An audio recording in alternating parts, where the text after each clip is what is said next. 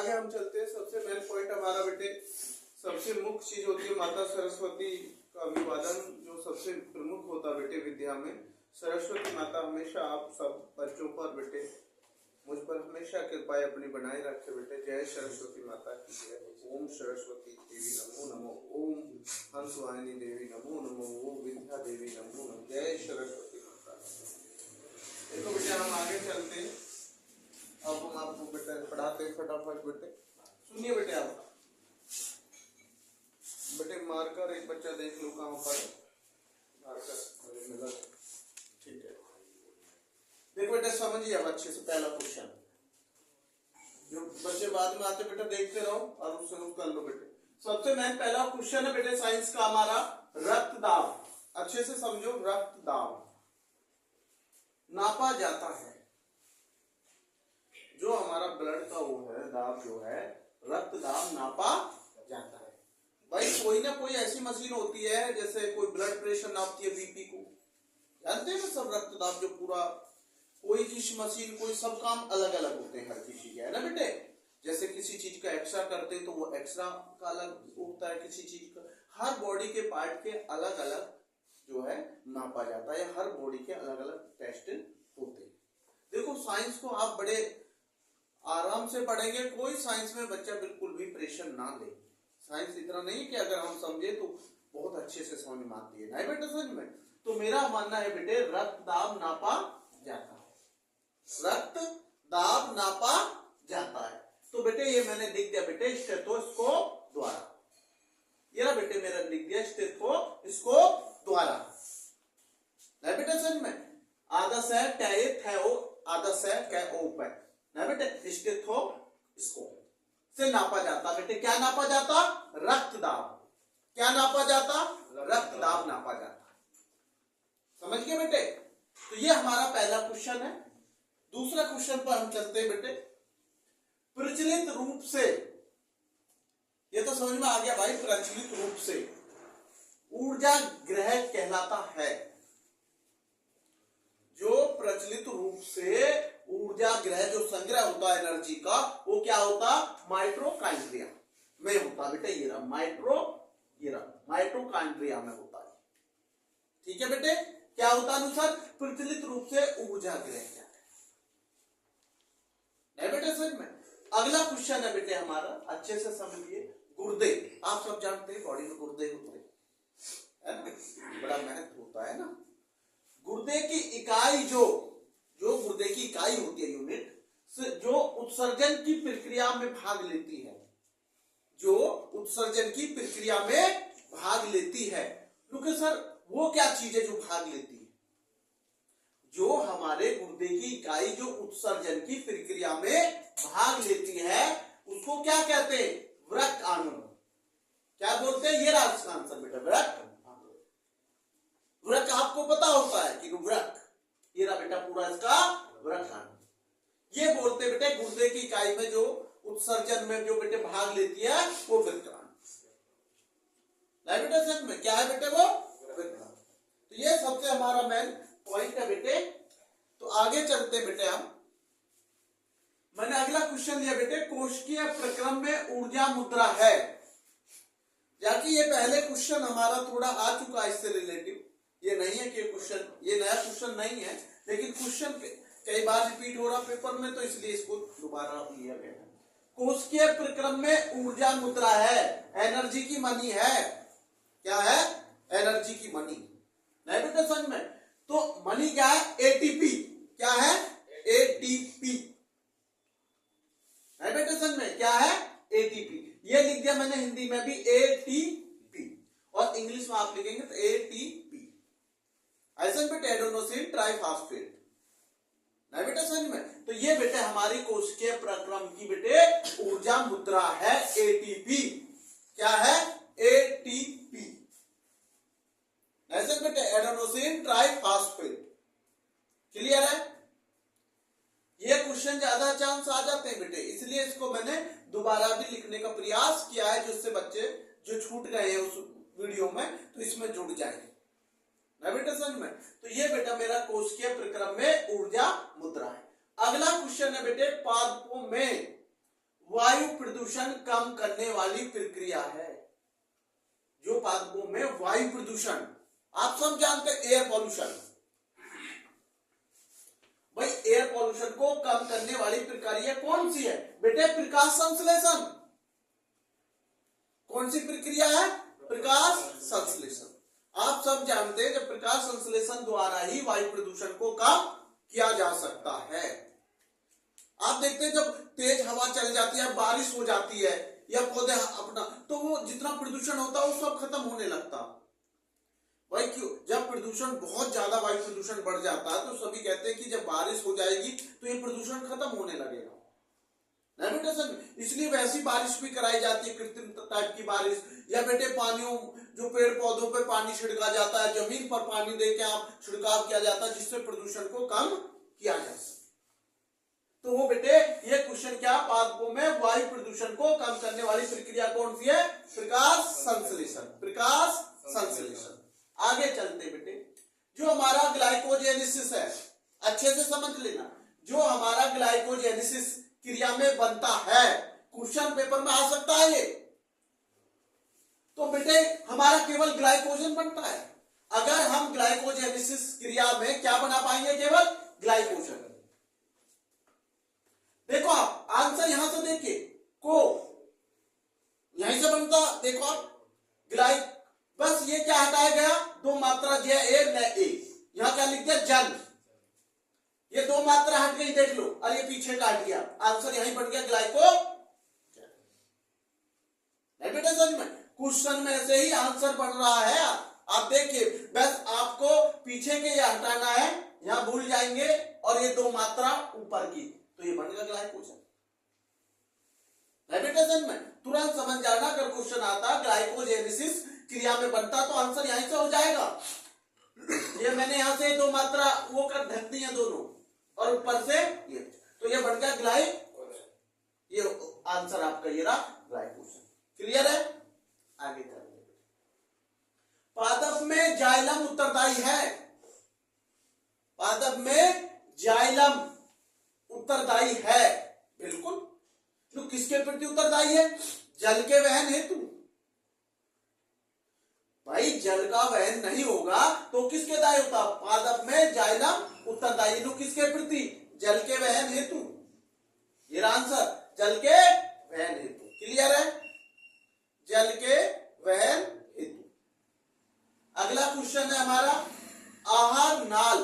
सब जानते हैं आहार नाल, जो हमारे बॉडी खाना, जो आहार नाल के पेशीय संकुचन को कहते हैं। आहार नाल के पेशीय संकुचन को कहते हैं। और पेपर हमेशा बेटे दोनों लैंग्वेज में होता है, सीबीएसई में भी और हिंदी में भी। ये विशेष तौर पे ध्यान रखें, किसी बच्चे को कोई भी दिक्कत नहीं आनी चाहिए। तो बेटे आहार नाल के पेशीय संकुचन को क्या कहते हैं? क्रम संकुचन। ये लिख दिया मैंने, क्रम कुंचन लिख दिया, क्रम कुंचन। तो क्या है ये? आहार नाल के पेशीय संकुचन को क्या कहते हैं? क्रम कुंचन। कैपे नीचे रह, मैं कैपेन की बिंदी ऊंचे न, क्रम कुंचन। बिल्कुल राइट। एक बार मैं फिर समझा देता हूं बेटा, फिर आगे चलेंगे। रक्तदाब को नापा जाता स्टेथोस्कोप द्वारा। किसके द्वारा नापा जाता? बोलिए। प्रचलित रूप से ऊर्जा ग्रह कहलाता है। बोलिए, प्रचलित रूप से ऊर्जा ग्रह कहलाता है। गुर्दे की इकाई जो उत्सर्जन की प्रक्रिया में भाग लेती है। कोश के प्रक्रम में ऊर्जा मुद्रा है। आवाज नहीं आई? एटीपी। पादपों में वायु प्रदूषण को कम करने वाली प्रक्रिया है प्रकाश संश्लेषण। ग्लाइकोजेनेसिस क्रिया में बनता है। पादप में जाइलम उत्तरदायी है। आहार नाल के पेशीय संकुचन को कहते हैं। बिल्कुल क्लियर है? चलो ठीक। आगे एक क्वेश्चन मैं पूछ लेता हूं साइंस में। मुझे बताइए, इसे बताएंगे बेटे आप, मास्टर ग्रंथि किसको कहा जाता है? पीयूष ग्रंथि। मास्टर ग्रंथि किसको कहा जाता? पीयूष ग्रंथि कहाँ होती है? हमारे सिर में बहुत बेटे छोटी सी, नहीं बेटे सच में, जो हमारी पेशी होती है छोटी सी, है ना बेटे, मास्टर ग्रंथि बहुत छोटी सी ग्रंथि होती है जो हमारे हार्मोन उसको संतुलन बनाने का बहुत मुख्य कार्य करती है। नहीं समझ में? आगे चलते, अब आ जाते हैं बेटे हम एसएसटी पे। किस पे बेटे? एसएसटी पे। हम एसएसटी पे आपसे एक क्वेश्चन पूछ रहे हैं। हमने पूछा था कल आपसे पूर्ण स्वराज्य पूछा था, कल लिखवाया था हमने पूर्ण स्वराज्य जो मांग हुई थी, किस अधिवेशन, इसका अधिवेशन कहां हुआ था? जो हमने कल क्वेश्चन लिखवाया था पूर्ण स्वराज मांग का जो अधिवेशन था वो कहां शुरू हुआ था? लाहौर में। कहां हुआ था?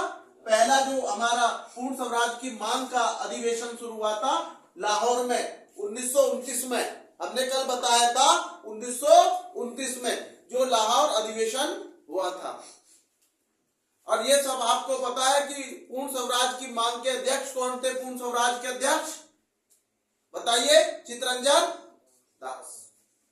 नहीं बेटे, उनके जब सचिव उसमें थे तो वो पंडित जवाहरलाल नेहरू थे। अगला क्वेश्चन हमारा अब चलता आपसे, मैं पूछना चाहता हूं, बहुत सिंपल क्वेश्चन है, बहुत सिंपल।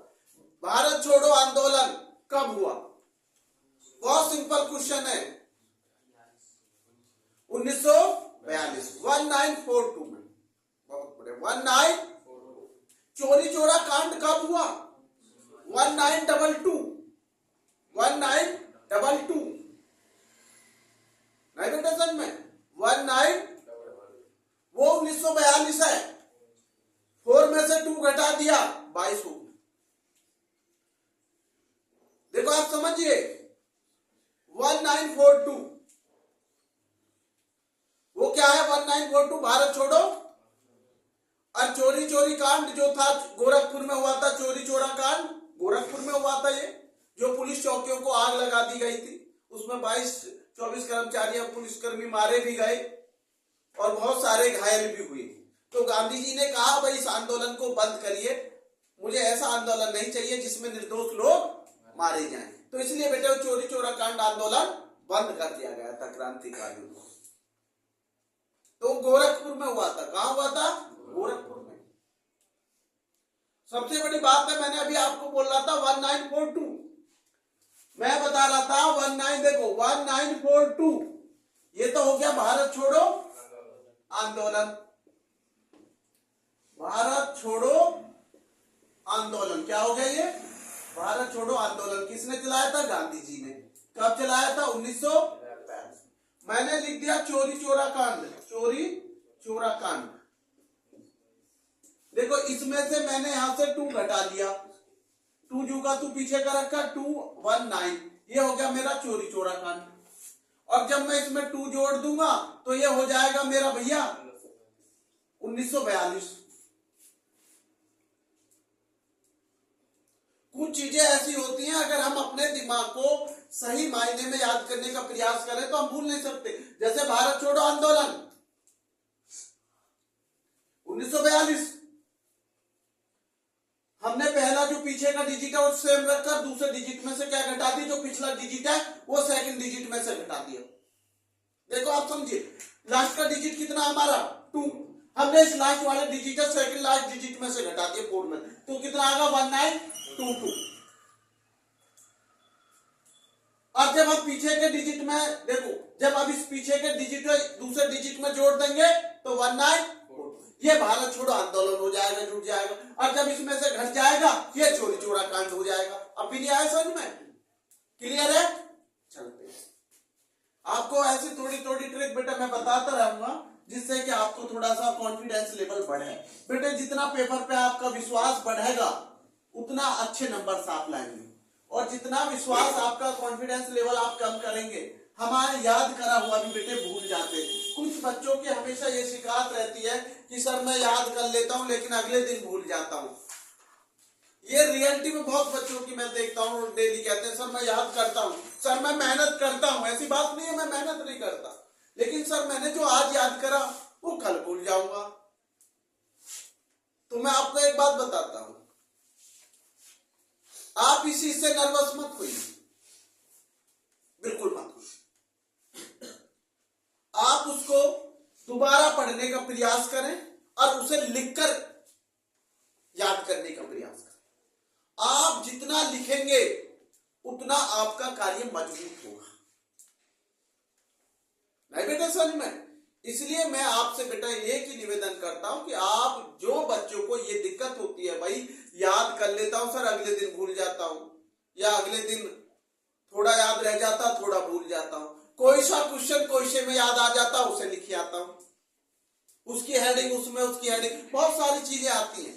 ये ऐसा बेटा एक कॉमन चीज है, ये कोई बीमारी नहीं है आपको कि मैं भूल गया, ये हो गया, ये कॉमन चीज है। बस इतनी बात है, आपने उस पर प्रैक्टिस कम की है।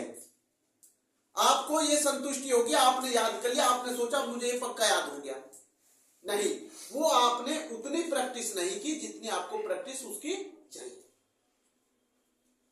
नहीं बेटा समझ में? आप सब जानते हैं बेटा, जब भी कोई गेम होता है या कोई भी होता तो खिलाड़ी पहले प्रैक्टिस करते नजर आते हैं। आप एक एग्जाम्पल क्रिकेट का ही उठा लो बेटे, जब मैदान में जाने से पहले कुछ घंटे पहले आपको खिलाड़ी मैदान में अभ्यास करते दिखाई देते होंगे, तो वो इसलिए ही प्रैक्टिस करते हैं कि वो हर शॉट समय पे खेले जो शॉट की आवश्यकता है। गलत शॉट खेलेंगे, एक गेंद उसे आउट कर देगी, एक गेंद गलत खेलना ही उसको पेविलियन भेज देती है, पूरा प्लॉट आउट।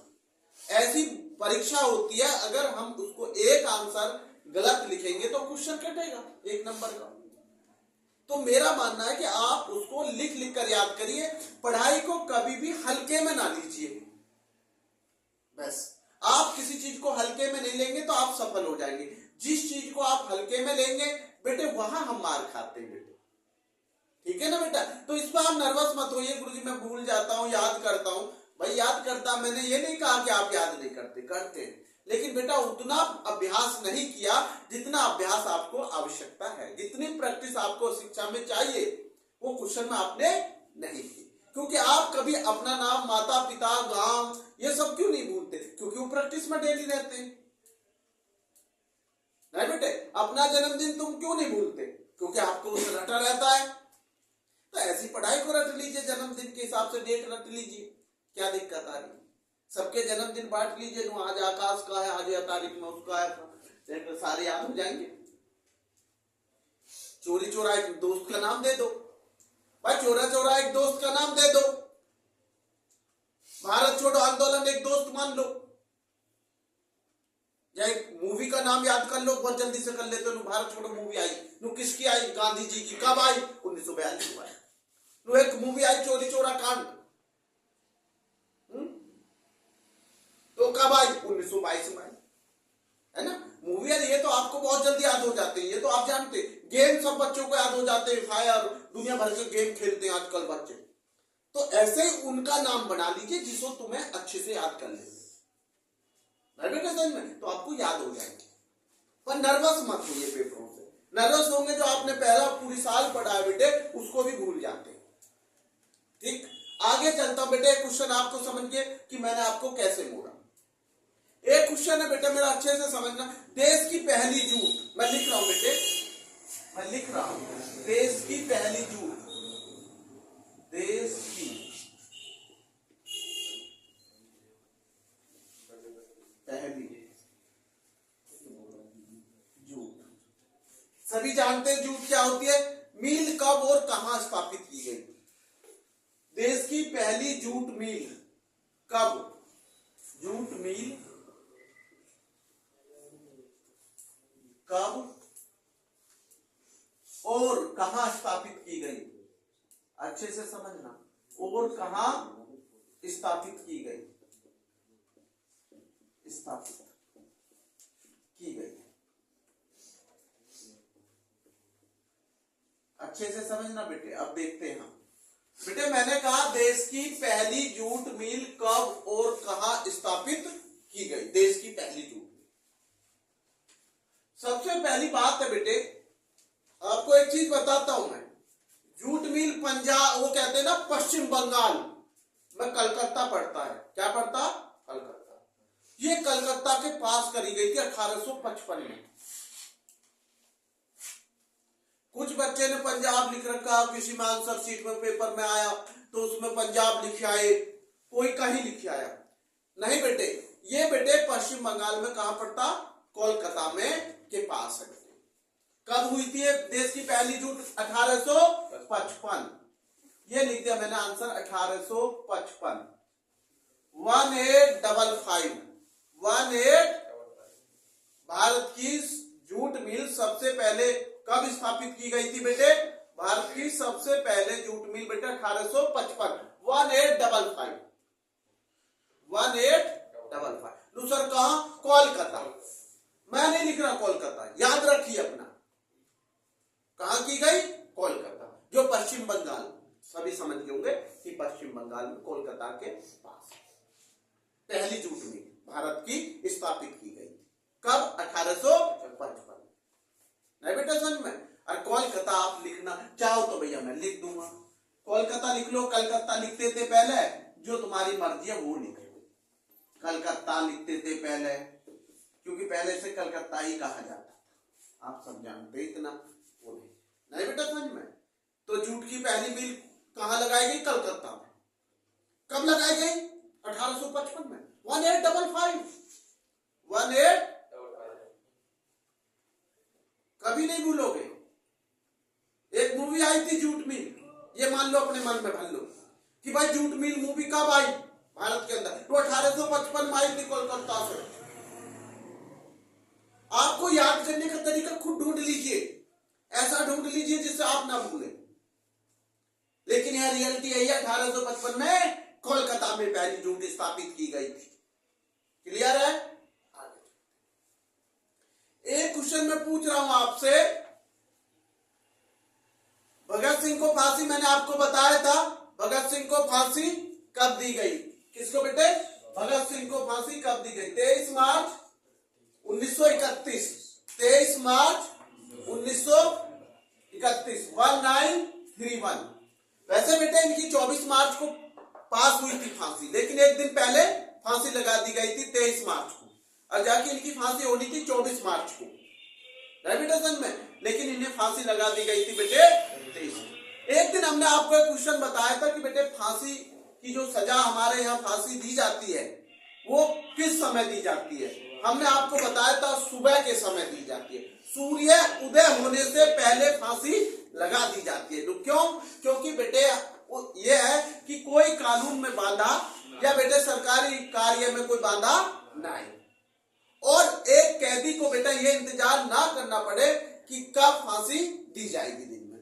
नहीं बेटा समझ में? तो इसलिए बेटा ये नियम बनाया गया है कि भाई सूर्य उदय होने से पहले, क्योंकि ये कहा जाता 4:30 बजे के बाद फांसी दे दी जाती है, सूर्य उदय होने से पहले। नहीं बेटा, तो इसमें कोई ऐसा लॉजिक नहीं है या ऐसा कोई मतभेद नहीं है कि भाई इसको हम बार बार समझाए, है ना बेटे? तो मैंने क्वेश्चन जब ये फांसी की बात आई तो ये आपको मैंने रिपीट कर चुका हूं पहले भी कई बार, तो इसलिए आपको ये पता होनी चाहिए कि हमें सूर्य उदय होने से नहीं बेटा समझ में? सूर्य उदय का मतलब है सूर्य निकलने से पहले। अगर किसी बच्चे को ये भी डाउट, मैं हर तरीके से समझाने का प्रयास करता हूं। मैं अगला क्वेश्चन लिख रहा हूं बेटे, आप मुझे बताएंगे वह शब्द कौन सा है? समझिए, वह शब्द कौन सा है जो हम आम तौर पर एशिया के लिए इस्तेमाल करते हैं? मैं लिख नहीं रहा हूं, मैं समझा रहा हूं, आप लिखेंगे खुद वीडियो। मैंने कहा वह कौन सा शब्द है जो आम तौर पर हम एशिया के लिए इस्तेमाल किया जाता है? नहीं बेटा समझ में? कोई जम्बू द्वीप कह देता है, जम्बू द्वीप जानते हैं ना भाई एशिया। और मैंने कल एशिया के बारे में आपको बताया था कि यूएनए की रिपोर्ट के अनुसार 48 देश है, बताया था नहीं? इसलिए मैंने आपसे ये क्वेश्चन पूछ रहा हूं। कल मैंने बताया था कि यूएनए के अनुसार एशिया में कितने देश हैं, तो आपने बताया 48, और कुछ इसमें मतभेद है, मैंने वो भी बताया था। कुछ लोग 49 कहते हैं, कोई 50 कहते हैं, लेकिन यूएनए रिपोर्ट क्या कहती है? संयुक्त राष्ट्र की रिपोर्ट क्या कहती है कि 48 देश है, 48 देश एशिया। वैसे पूरे वर्ल्ड में 206 देश हैं, आपकी बॉडी में भी पूरी 206 हड्डियां हैं, और आपके दांत टोटल 32 होते हैं, दूध के दांत 20 होते हैं। देखो क्वेश्चन ऐसे याद करा करो, भूलोगे नहीं। अरे हमारे शरीर में दांत कितने होते हैं मुंह में? 32, 32। उनमें से 20 हमारे दूध के दांत नहीं बेटा, समझ में? और सबसे मेन पॉइंट मैं जो अभी आपको बता रहा हूं वो सुनिए कि हमारी बॉडी में जो अंदर की इंटरनली सबसे बड़ी वो होता है बॉडी पार्ट, वो लीवर होता है। और जो हमारे बॉडी की सबसे बड़ी वो होती है त्वचा होती है। क्या होती है? त्वचा। बाहरी क्या होती है? त्वचा, स्किन जो पूछ लिया जाए तो आप इस चीज को गलत नहीं कर पाएंगे। ये मैं पहले भी आपको बता चुका हूं। अभी मैंने पूछा वह शब्द कौन सा है जो आमतौर पर एशिया के लिए इस्तेमाल किया जाता है। मैं लिख रहा हूं शब्द को आधा चय, ये शब्द है पेपर है आचय। हाँ, ये बोलते हैं एशिया को। कुछ लोग इसको बुरा मानते हैं, अच्छा नहीं लगता, लेकिन बेटे जो है मैंने वो लिख दिया नहीं बेटा, समझ में? तो ये सब चीजें बेटे पहले प्राच्य, पूर्व, प्राचीन, तो बेटे इसे बोलते थे प्राचीन नहीं बेटा, समझ में? तो मैंने लिख दिया बेटे आज का यह वो कौन सा शब्द है, वह शब्द कौन सा है जो आमतौर पर एशिया के लिए पहले इस्तेमाल किया जाता है। तो बेटे मैंने ये लिख दिया प्राच्य। ये बेटा मेरा उसका आंसर है, इस्तेमाल किया जाने वाला एशिया के लिए पहले शब्द। लिख दोगे ऑप्शन में, आप टिक करेंगे।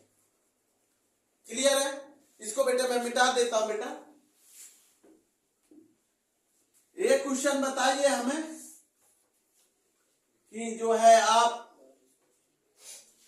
भारत की खोज किसने की थी? सारे बच्चे के आवाज आनी चाहिए। Vasco D gamma. Vasco D gamma. America की खोज किसने की? कोलंबस ने। दूसरा, अमेरिका की खोज कब की? 1492 में। अमेरिका की खोज 1492 में हुई थी। भारत से 6 साल पहले भारत की खोज हुई थी 1498। अच्छे से दिमाग में भर लीजिए, भारत से बड़ा है अमेरिका 6 साल। 14 बड़े का मतलब वो नहीं है कि जनसंख्या में बड़ा है, या मैंने कहा पहले खोज की गई है, बड़ा उसके बेस पर बोल रहा हूं, क्योंकि अमेरिका की खोज हुई 1492 में, तो ये पहले आया। और हमारे भारत को 1498 में जो वास्को डी गामा ने, किसने? Vasco D gamma, Vasco D gamma ने। और ये कोलंबस, किसने? कोलंबस ने की थी। अमेरिका की खोज किसने की थी भाई? कोलंबस ने इसमें की थी 1492 में। और वास्को डी गामा ने भारत की खोज की थी 1498। क्लियर है? अगला क्वेश्चन मैं पूछ रहा हूं। एक क्वेश्चन है बेटा आधुनिक, आधुनिक छापे खाने नहीं बेटा, समझ में, का आविष्कार। मैं लिख रहा हूं क्वेश्चन, अच्छे से बेटा समझना। आधुनिक, आधुनिक का मतलब समझ गए होंगे, मॉडर्न, आज का। आधुनिक, आधुनिक, आधुनिक युग। समझ गए बेटे? आधुनिक युग। छापे खाने का आविष्कार। छापे खाने, छापे खाने का आविष्कार, खाने का आविष्कार किसने किया? आविष्कार किसने किया? किसने किया? ये है क्वेश्चन बेटा, मैंने लिखा किसने किया। आधुनिक युग छापे खाने का आविष्कार किसने किया? नहीं बेटे, समझ में? Johannes Gutenberg. जोहान्स, जैसे मैंने लिख दिया JOHANNESBURG,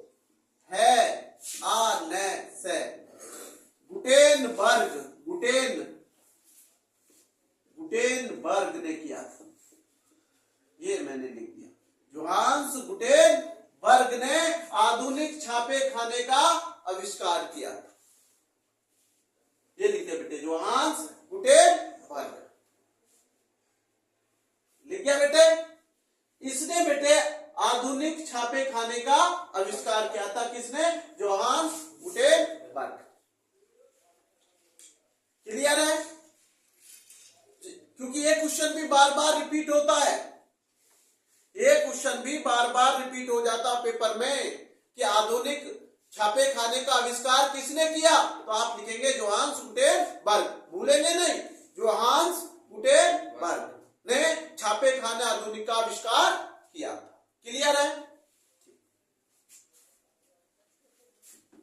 अब चलते बेटा अगला क्वेश्चन एसएसटी का।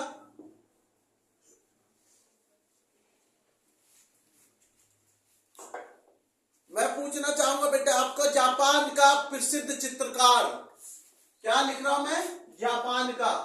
ये क्वेश्चन भी बार बार रिपीट होता है। जापान का प्रसिद्ध चित्रकार, प्रसिद्ध चित्रकार कौन था? चित्रकार, जापान का प्रसिद्ध चित्रकार याद है या नहीं है? वैसे मैंने ये क्वेश्चन पहले भी बता चुका हूं।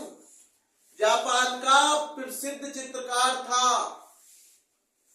कितागावा उतामारो। कितागावा, क्या?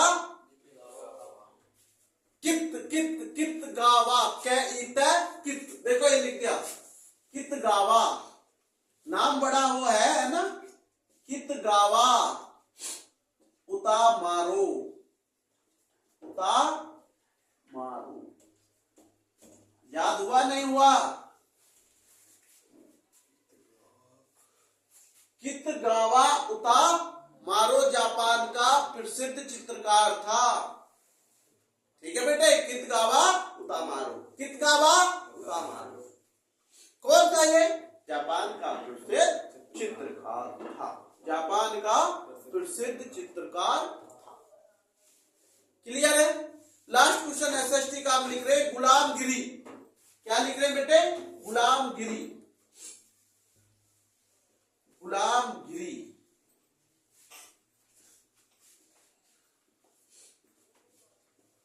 पुस्तक के लेखक कौन थे? पुस्तक के लेखक या गुलामगिरी की रचना कौन सी है? कोई सी लिख दो। गुलामगिरी किसकी रचना है? बात एक ही है, क्वेश्चन कैसे भी आ जाए। गुलामगिरी किसकी रचना है? गुलामगिरी किसकी रचना है? आपको हर प्रकार से पेपर में तैयार रहना है। किसकी रचना है? रटना नहीं है, सीखना है। ऐसे नहीं तो ऐसे भी आ सकता है, इसलिए आप ध्यान रखें। गुलामगिरी किसकी रचना है? ज्योतिबा फूले। ज्योतिबा, आधा जय य ओ ते ई वे आ, ऐसे लिखना सीखो। कोई गलत नहीं लिखे रहेगा। ज्योतिबा फूले, ज्योतिबा फूले, ये लिख दिया। ऐसा बेटे, तो कौन थी बेटे? ज्योतिबा फूले। गुलामगिरी किसकी रचना है? ज्योतिबा। क्वेश्चन ये था, पहले आया है क्वेश्चन, आप कभी ये सोच रहे हैं ज्योतिबा फूले के लेखक समझ रहे हैं ना किसकी रचना? तो मैंने आपको बताया था गुलामगिरी, उसमें क्वेश्चन था ज्योतिबा फूले की रचना कौन सी है। क्वेश्चन क्या था? ज्योतिबा फूले की रचना का नाम बताइए। तो हमने उस रचना का नाम लिखा था गुलामगिरी। तो क्वेश्चन बदल गया था। जब आपसे पूछा जाए ज्योतिबा फूले की रचना कौन सी है या ज्योतिबा फूले किस रचना के लेखक हैं, तो आप क्या लिखेंगे? गुलामगिरी। और आपसे पूछा जाए जैसे क्वेश्चन है गुलामगिरी किसकी रचना है? ज्योतिबा फूले। क्वेश्चन बोर्ड में कोई सा भी घूम जाए, कैसे भी आ जाए, तो आप बेटे उसके लिए तैयार रहेंगे। बेटे समझ में? अब बेटे मैं आता हूं हिंदी पर। किस पर बेटे? हिंदी पर।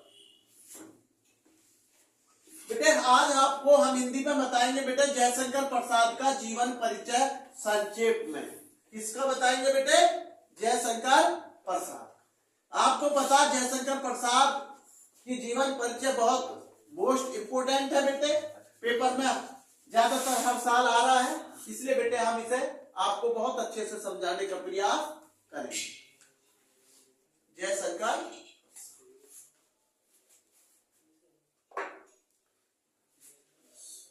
मैंने यहां लिख दिया बेटे जयशंकर प्रसाद, जयशंकर प्रसाद।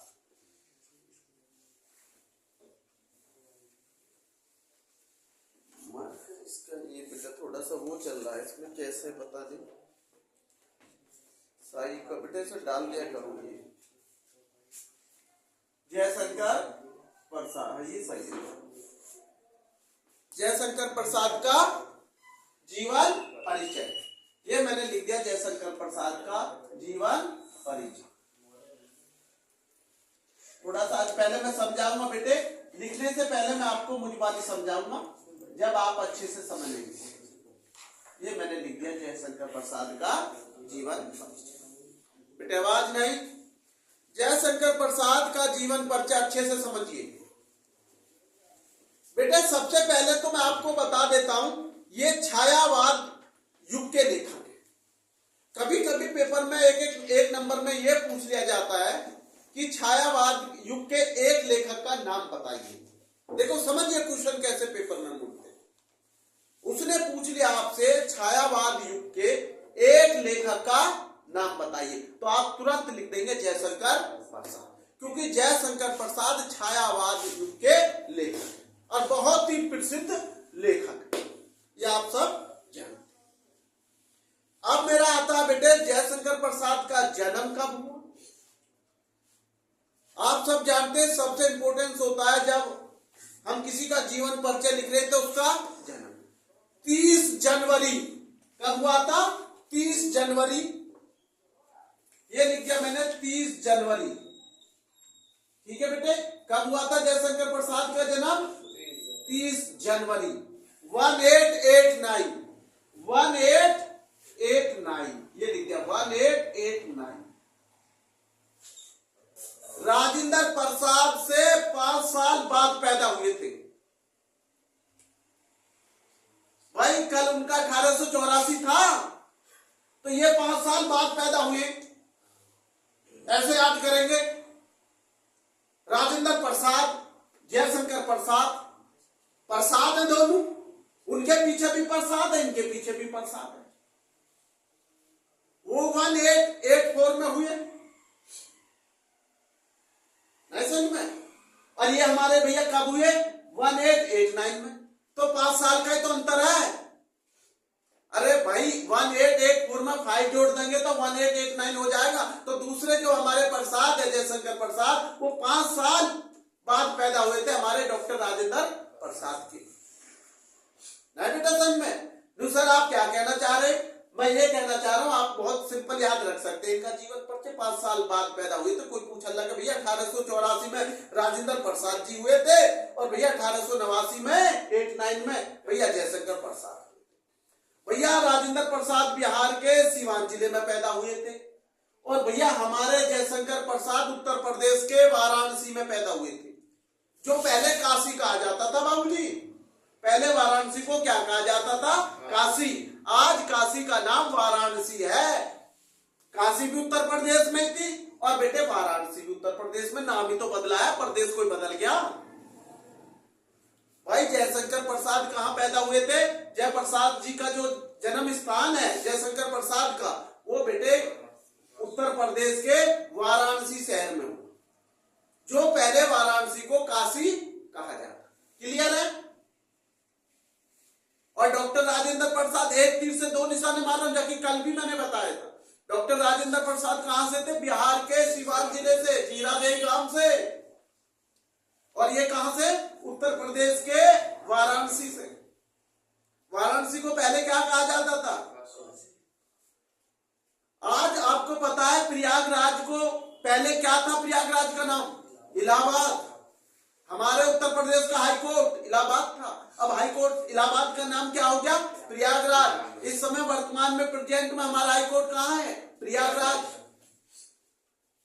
और प्रयागराज को ही पहले क्या कहा जाता था, इलाहाबाद। क्लियर है? किसी चीज को वो नहीं करना है, कोई गलत पेपर में नहीं करके आना है। तो बेटा आप समझ गए जयशंकर प्रसाद का जन्म 30 जनवरी 1889 में। जन्म स्थान कहाँ हुआ? उत्तर प्रदेश के वाराणसी शहर में। इनके पिता का नाम देवी प्रसाद था। क्या था? देवी प्रसाद। पिता का नाम क्या था? अच्छे से समझ लीजिए, पिता का नाम। कुछ चीजें इतनी इंपॉर्टेंस होती है, उन्हीं से जीवन परिचय बढ़ जाता। पिता का नाम इसमें आएगा बेटे, पिता का नाम देवी प्रसाद। क्या था बेटे? देवी प्रसाद। ये लिख दिया मैंने, देवी। ये बेटे इनका क्या था? पिता का नाम। इनके पिता का नाम था बेटे देवी प्रसाद। किसके पिता का नाम था? जयशंकर प्रसाद। अब बेटे इनकी माता का नाम बताइए। किसका बेटे? माता का नाम। इनकी माता का नाम मुन्नी देवी था। क्या था इनकी माता का नाम? मुन्नी देवी। मुन्नी देवी या श्रीमती मुन्नी देवी। श्रीमती लगा सकते हैं, पहले सम्मान दिया करो। श्रीमती मुन्नी देवी, ये लिख दिया, श्रीमती मुन्नी देवी। इनकी माता का नाम क्या था? श्रीमती मुन्नी देवी। किसकी माता का नाम था श्रीमती मुन्नी देवी? जयशंकर प्रसाद की माता का नाम श्री मुन्नी देवी। पिता का नाम क्या था? देवी प्रसाद। कहाँ जन्मे थे? उत्तर प्रदेश के वाराणसी शहर में जन्मे थे। कब जन्मे थे? 30 जनवरी 1889 में जन्मे थे। ऐसे याद कीजिए, देखो मैं कैसे भूलते हैं आप लोग, कैसे भूल जाएंगे भैया अगर आप मन लगा के पढ़ेंगे। कहते जीवन परिचय गुरुजी मुझे को जन्म भूल गया, मैं उसका गलत लिखा है। क्यों लिखा है भाई गलत? क्योंकि आपने सही नहीं पढ़ा। जयशंकर प्रसाद का जन्म कब हुआ? 30 जनवरी 1889, 1889। कहाँ हुआ? उत्तर प्रदेश के वाराणसी शहर में। पिता का नाम क्या था? देवी प्रसाद। माता का नाम क्या था? श्रीमती मुन्नी देवी। मुन्नी देवी, श्रीमती मुन्नी देवी। बेटे इनके बारे में मैं आपको बताता हूं। इनकी जो प्रारंभिक शिक्षा थी वो घर पर ही हुई थी। समझिए, इनकी जो प्रारंभिक शिक्षा थी वो घर पर ही इन्होंने प्रारंभ हुई थी। और इन्हों का बेटा ये कहा जाता कि हिंदी संस्कृत भाषा में इन्होंने बहुत गहरा अध्ययन किया, बहुत गहरा अध्ययन है बेटे समझ में। और ये सब जानते हैं कि बेटे कि जयशंकर प्रसाद प्रमुख लेखकों में हिंदी के बहुत बड़े लेखक माने जाते हैं। हिंदी गद्य के लिए इनका योगदान हमेशा भुलाया नहीं जा सकता। नहीं बेटे, जो इन्होंने हिंदी गद्य में लिखा है, जो इनकी रचनाएं हैं, जो इनके नाटक हैं, उन्हें कभी भी हिंदी गद्य के इतिहास में भुलाया नहीं जा सकता।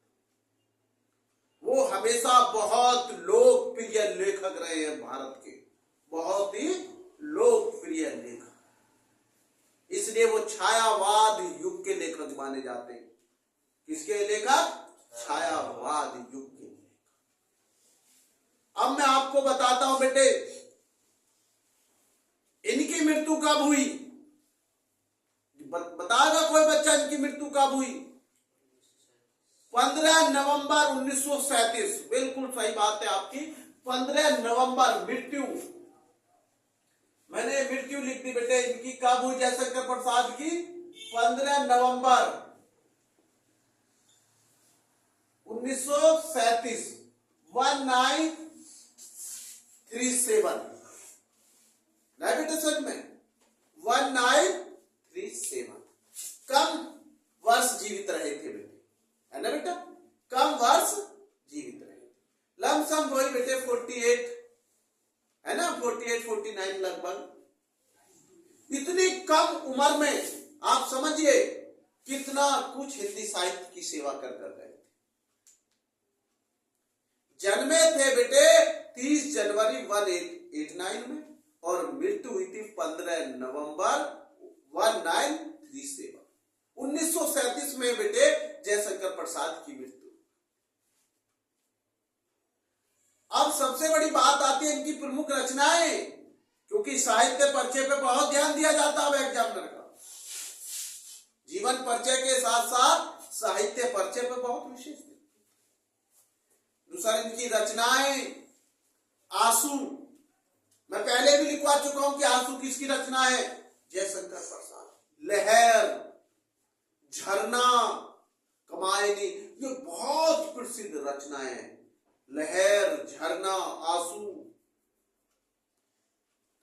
अब इनके दो नाटक बड़े प्रसिद्ध रहे, कौन से, चंद्रगुप्त और स्कंदगुप्त।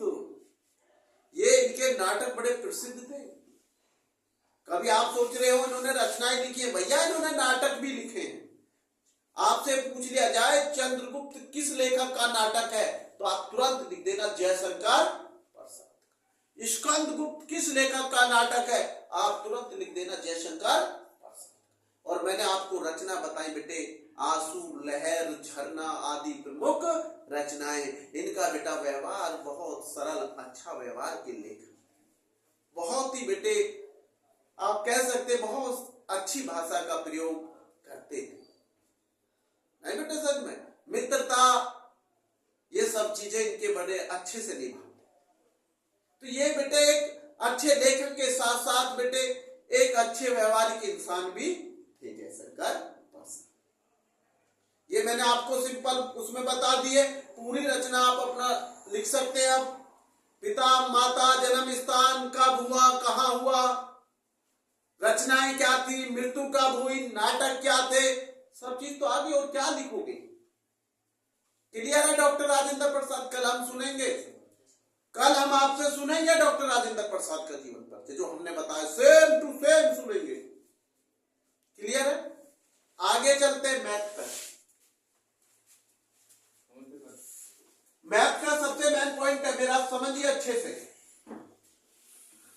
मैं आपको लिख रहा हूं गोले का आयतन। किसका आयतन?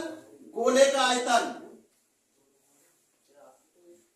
एक होता बेलन, मेंसुरेशन में आप समझिए, पेपर में आता है बोर्ड में, मेंसुरेशन में एक होता बेलन।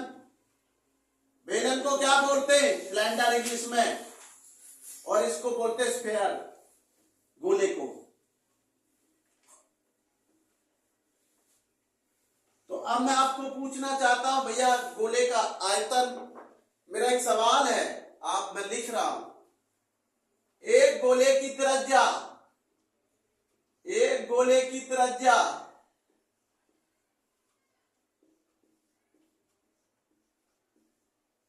गोले की त्रिज्या 7 सेंटीमीटर है।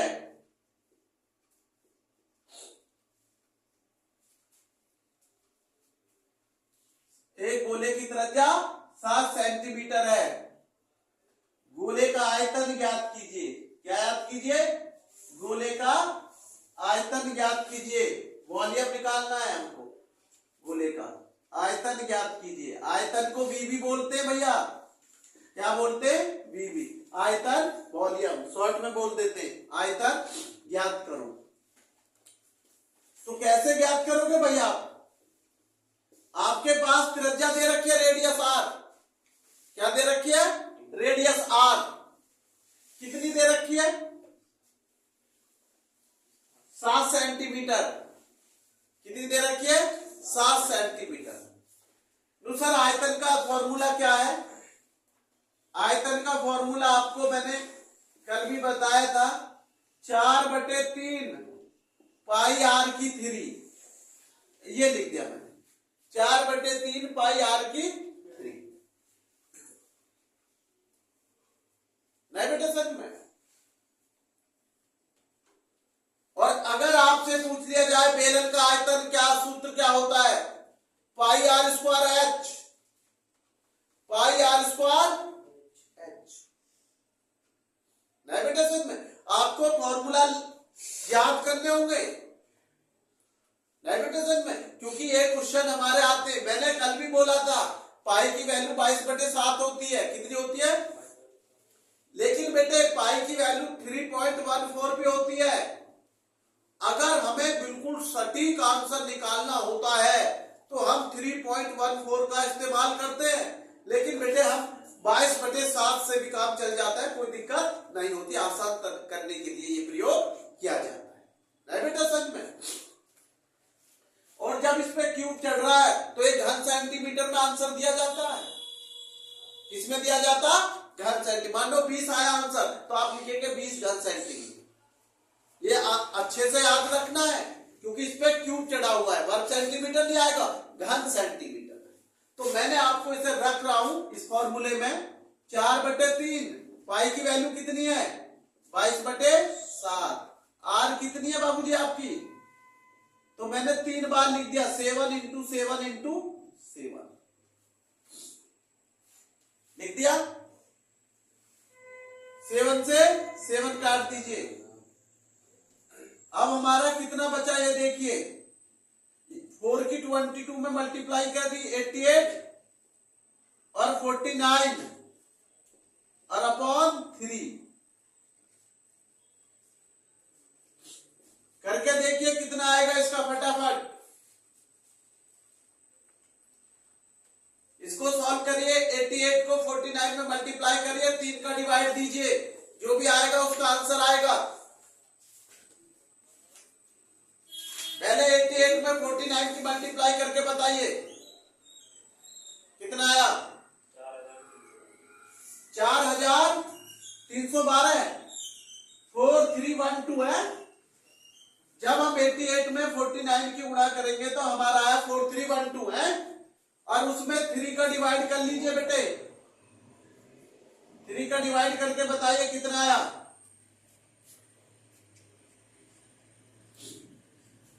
डिवाइड करने का तरीका अपना खुद भी देख लिया करो बेटे, सिंपल तरीके से निकाल लिया करो। 3 × 1 = 3, ये बचा 1, 4 12 बचा 1 उतार लो, 3 × 3 = 9 बचे 2, आगे 2, 3 × 7 = 21 बचा 1, पॉइंट लगा के 0 बढ़ा लो, 3 × 9 बेटे इसका आंसर होता चला जाएगा 1437.33। तो ये हमारा आंसर हो गया 1437.33। ठीक है बेटे, ये इसका आ गया बेटे घन सेंटीमीटर, क्या आ गया बेटे, घन सेंटीमीटर, ये 1437.3। बेटा देखना कितना हो गया बेटे, तो ये हमारा सबसे मेन पॉइंट है बेटे कि ये मैथ का मैंने आपको बताया। बस 1 मिनट मैथ पे मैं और बोलूंगा बेटे, जैसे मैंने आपको उस दिन बताया था बेटे कि sin square plus cos square theta, sin square theta plus cos square theta किसके बराबर होता, 1 के बराबर। किसके बराबर होता बेटे, 1 के बराबर। sin 30 की वैल्यू कितनी होती है बेटे, 1/2। क्या होती है बेटे, 1/2। sin 45 की वैल्यू 1/√2, 1/√2 होती है बेटे। और बेटे sin 60 की वैल्यू होती है बेटे √3/2, √3/2। cos 30 की वैल्यू हो जाएगी जो बेटे sin 60 की वैल्यू थी √3/2, और बेटे 45 की होगी 1/√2। नहीं बेटे समझ में। और आपको पता cos 60 की वैल्यू वो होगी जो sin 30 की वैल्यू 1/2। मैं पूछना चाहता हूं आपसे tan 45 की वैल्यू कितनी बताई थी मैंने, 1। tan 45 की वैल्यू कितनी बताई थी, 1। cos 45 की वैल्यू कितनी बताई थी मैंने, 1। ये आपको ऐसे याद हो जाने चाहिए बेटे, बिल्कुल नहीं भूलना है। अगर आप एक भी फॉर्मूला ट्रिग्नोमेट्री में भूले तो बेटे आपका कोई सवाल उस फॉर्मूला से रिलेटिव आए तो आप उसको गलत कर दें। इसलिए कहा जाता है ट्रिग्नोमेट्री त्रिकोणमिति के अंदर एक भी फॉर्मूला गलत रख दिया जाता, अरे